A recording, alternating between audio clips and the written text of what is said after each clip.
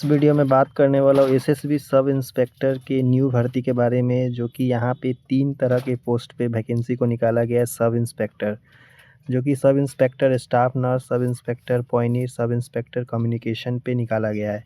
सबसे demanding post की बात की जाए तो कम्युनिकेशन है, जो कि टोटल इसमें 20 वैकेंसी है, और पॉइनियर में टोटल यहाँ पे 21 वैकेंसी है, और स्टाफ नर्स में 10 वैकेंसी यहाँ पे रखा गया है।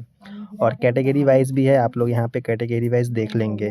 यहाँ पे एज क्राइटेरिया कितना रखा गया है उसके बारे में बात करेंगे। तो उससे पहले यहाँ पे जो वैकेंसी है लेवल 6 की वैकेंसी है। और यहाँ पे हम लोग आगे देखें तो यहाँ पे स्टाफ नर्स के लिए जो एज रखा गया है, यहाँ पे आप सभी का नॉट एग्जिस्टिंग 30 ईयर, यानी 30 साल से ज़्यादा के कैंडिडेट इसमें अप्लाई नहीं कर पाएंगे। अगर वो कैटेगरी से बिलोंग करते हैं जैसे ओबीसी SC ST से, तो वो अप्लाई कर पाएंगे। उसका आगे मैं बताता हूँ कितना छूट मिलने वाला है। और यहाँ पे स्टाफ नर्स वालों के लिए यहाँ पे 12th पास, उसके संग संग इसमें 2008 का जो डिप्लोमा ड्यूरेशन है 3 साल का नर्सिंग या मिडवाइफ में होना चाहिए। सेकेंड नंबर पॉइंट में भी यहाँ पे दिया है 2008, बट 2015-16 डिप्लोमा ड्यूरेशन ऑफ 3 या हाफ ईयर जनरल नर्सिंग या मिडवाइफ होना चाहिए। 3 नंबर पॉइंट में 15-16 जो कि diploma duration of year nursing midwife with internship from an institution recognised by central nursing council और स्टेट नर्सिंग काउंसिल, ये होना चाहिए। तो ये सब पॉइंट है, इस पे ध्यान दे के उसके बाद ही आप फॉर्म को भर सकते हैं। उसके बाद नेक्स्ट यहाँ पे पॉइंट देखें तो यहाँ पे पॉइनियर के लिए 30 साल से ज़्यादा के कैंडिडेट नहीं अप्लाई कर पाएंगे। और यहाँ पे bachelor degree in civil engineering from recognise board और इंस्टीट्यूट, जो सिविल इंजीनियरिंग वाले हैं वो पॉइनियर पोस्ट के लिए अप्लाई कर सकते हैं। उसके बाद यहाँ पे कम्युनिकेशन जो है, इसमें भी 30 साल तक के कैंडिडेट अप्लाई कर पाएंगे। इसमें bachelor degree electronics and communication और कंप्यूटर साइंस, इन सभी में है तो अप्लाई कर सकते हैं। अगर वो नहीं है तो इंफॉर्मेशन टेक्नोलॉजी इंजीनियरिंग होने से चल जाएगा। या साइंस में आप सभी को यहाँ पे फिजिक्स, केमिस्ट्री और मैथमेटिक्स यानी PCM बैकग्राउंड से है, BSc आपका कंप्लीट है, तो आप अप्लाई कर सकते हैं। तो यहाँ पे अब नेक्स्ट यहाँ पे बात करें तो यहाँ पे कब से फॉर्म को अप्लाई कर सकते हैं। तो यहाँ पे आप सभी 21 मार्च से आप ऑनलाइन फॉर्म स्टार्ट हो जाएगा, और 20 अप्रैल तक इस फॉर्म को अप्लाई कर सकते हैं। उसमें कैटेगरी यहाँ पे बताया गया है कि SC ST वालों को 5 साल का एज में रिलैक्सेशन दिया जाएगा, और OBC वालों को 3 साल, और एक सर्विसमैन और डिपार्टमेंटल कैंडिडेट को भी अलग से यहाँ पे छूट प्रदान की जाती है।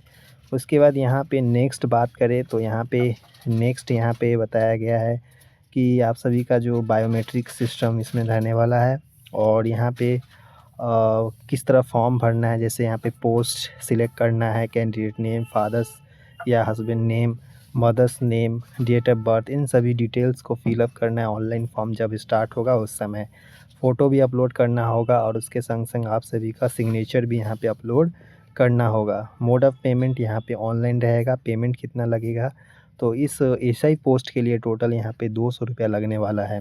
उसके बाद यहाँ पे बात करें तो फिजिकल फर्स्ट स्टेज में जो होगा आपका फिजिकल एफिशिएंसी टेस्ट होगा, जो कि PET और PST होने वाला है, जो कि मेल कैंडिडेट के लिए 1600 मीटर 6.5 मिनट में कंप्लीट करना है, और फीमेल कैंडिडेट के लिए 800 मीटर 4 मिनट में कंप्लीट करना है। ये पहला स्टेज आप सभी का होने वाला है तीनों पोस्ट के लिए। उसके संग संग PST सभी का अलग अलग है, जैसे कि यहाँ पे सब इंस्पेक्टर पॉइनियर और कम्युनिकेशन के लिए सेम क्राइटेरिया है, जो कि मेल कैंडिडेट के लिए 170, फीमेल के लिए 157, और जो नॉर्थ ईस्ट वाले हैं जो भी हिल्स एरिया से बिलोंग करते हैं उनका 165 मेल, और फीमेल का 155, और यहाँ पे 80 से 85 यहाँ पे जनरल स्टेट वालों के लिए, और यहाँ पे 78 से 85, 78 से 83। तो इस तरह से यहाँ पे बताया गया हाइट के बारे में। और स्टाफ नर्स वालों के लिए 165 सेंटीमीटर मेल और 155 सेंटीमीटर फीमेल के लिए, 75 से 80 सेंटीमीटर यहाँ पे चेस्ट फुलाना है मेल कैंडिडेट को। उसके बाद नेक्स्ट बात करें तो यहाँ पे हिल्स एरिया वालों के लिए 160, 148, इन सभी का ST का कैंडिडेट का अलग है, सभी का यहाँ पे बताया गया है। आप लोग अपने आप के हिसाब से देख लेंगे क्या इसमें आपका क्राइटेरिया मैच कर रहा है कि नहीं। उसके बाद आपका सभी का रिटन टेस्ट होगा। पहला स्टेज क्लियर करने के बाद आप सभी का रिटन टेस्ट होगा सेकेंड स्टेज में, जिसमें paper 1 common interest test CBT होगा, जिसमें 150 मार्क्स का 150 मल्टीपल क्वेश्चन रहेंगे, चॉइस क्वेश्चन, जिसमें पार्ट 1 और पार्ट 2 रहेगा। जिसमें पार्ट 1 में 50 क्वेश्चन और पार्ट 2 में सॉरी पार्ट 1 में 50 क्वेश्चन और पार्ट 2 में 100 क्वेश्चन रहेंगे। तो पार्ट 1 में जनरल अवेयरनेस, मैथमेटिक्स, रीजनिंग और जनरल इंग्लिश या हिंदी में से कोई एक कर सकते हैं, तो ये आपका रहने वाला है। और पार्ट 2 में टेक्निकल सब्जेक्ट मीन्स आप सभी का जो बैकग्राउंड है, जैसे कि PCM है उससे भी रिलेटेड रहेगा, इलेक्ट्रॉनिक्स में इंफॉर्मेशन टेक्नोलॉजी, इन सभी से रिलेटेड आपका क्वेश्चंस रहेंगे।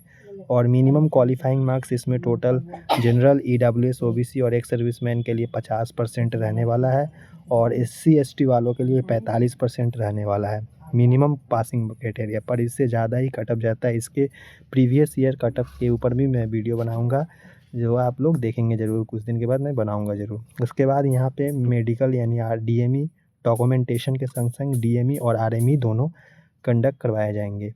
उसके बाद नेक्स्ट बात करें तो यहाँ पे आप सभी का डिटेल मेडिकल हो गया।